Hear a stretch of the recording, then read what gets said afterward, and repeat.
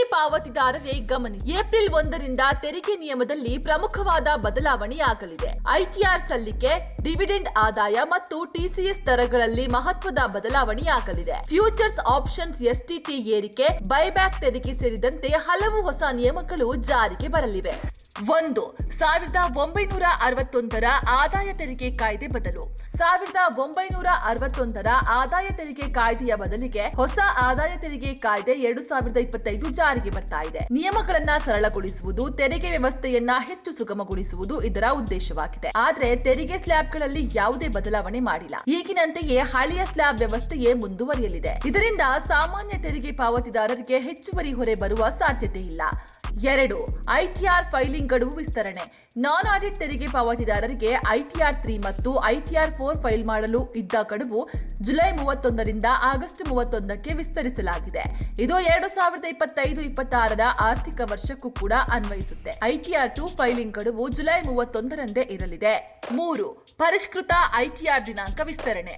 ಪರಿಷ್ಕೃತ IT return ಸಲ್ಲಿಸಲು ಇದ್ದ ಗಡುವನ್ನ ಡಿಸೆಂಬರ್ 31ರಿಂದ ಮಾರ್ಚ್ 31ಕ್ಕೆ ವಿಸ್ತರಿಸಲಾಗಿದೆ. ಆದರೆ ಡಿಸೆಂಬರ್ 31ರ ನಂತರ ಫೈಲ್ ಮಾಡುವವರು ಹೆಚ್ಚುವರಿ ಶುಲ್ಕ ಪಾವತಿಸಬೇಕಾಗುತ್ತೆ. ವಿಳಂಬಿತ ರಿಟರ್ನ್ ಗಡುವಿನಲ್ಲಿ ಯಾವುದೇ ಬದಲಾವಣೆ ಇಲ್ಲ. 4.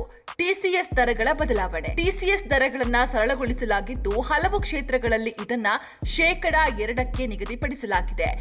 1. ಮದ್ಯದ ಮಾರಾಟದ ಮೇಲೆ ಟಿಸಿಎಸ್ 1%ರಿಂದ 2% ಏರಿಕೆ. 2. ಬೀಡಿ ಎಲೆಗಳ ಮೇಲೆ 5%ರಿಂದ 2% ಇಳಿಕೆ. 3.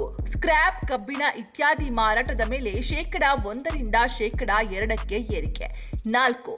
ವಿದೇಶಿ ಪ್ರವಾಸ ಪ್ಯಾಕೇಜ್ಗಳ ಮೇಲಿನ ಟಿಸಿಎಸ್ ದರವನ್ನ ಫ್ಲಾಟ್ 2% ಇಳಿಸಲಾಗಿದೆ. 5.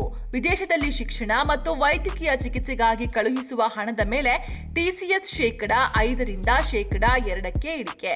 ಎಸ್ಟಿಟಿ 0.07ರಿಂದ 0.05ಕ್ಕೆ ಏರಿಸಲಾಗಿದೆ. ಆಪ್ಷನ್ಸ್ ಪ್ರೀಮಿಯಂ ಮೇಲಿನ ತೆರಿಗೆಯನ್ನ 0.1ರಿಂದ 0.15ಕ್ಕೆ ಹೆಚ್ಚಿಸಲಾಗಿದೆ. ಊಹಾಪೋಹದ ವ್ಯಾಪಾರವನ್ನ ಕಡಿಮೆ ಮಾಡಲು ಈ ನಿರ್ಧಾರವನ್ನ ಕೈಗೊಳ್ಳಲಾಗಿದೆ. 6. ಷೇರು ಬೈಬ್ಯಾಕ್ ಟ್ಯಾಕ್ಸ್.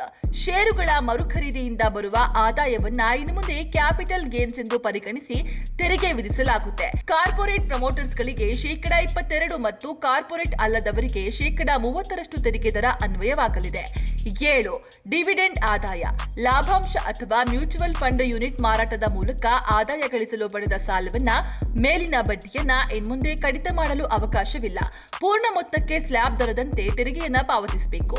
ಹಳೆಯ ವಿಧಾನದಲ್ಲಿದ್ದ 20% ಕಡಿತದ ಸೌಲಭ್ಯ ಇನ್ನೂ ಸಿಗೋದಿಲ್ಲ. ವೀಕ್ಷಕರೇ, ಈ ಮೇಲಿನ ನಿಯಮಗಳನ್ನ ನೀವು ತಿಳಿದುಕೊಂಡ್ರೆ ನಿಮಗೂ ಕೂಡ ಉಪಯುಕ್ತವಾಗಲಿದೆ.